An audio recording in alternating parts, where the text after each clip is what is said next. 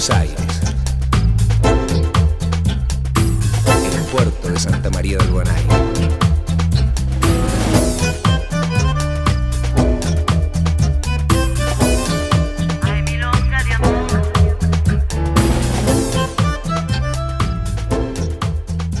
Head maamessi korraldajad ja head tartlased, meie linna külalised.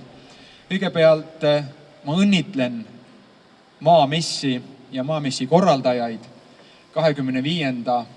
juubeli puhul.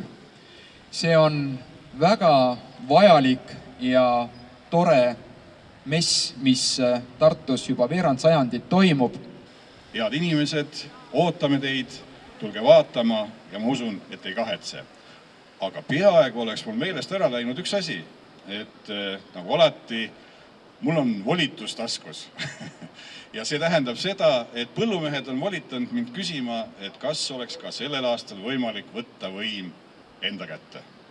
Kõigile head maamessi ja mul on hea meel ka tänavu traditsiooniliselt öelda need sõnad, et selleks nädalaks Tartu linnas ma annan võimu maameeste kätte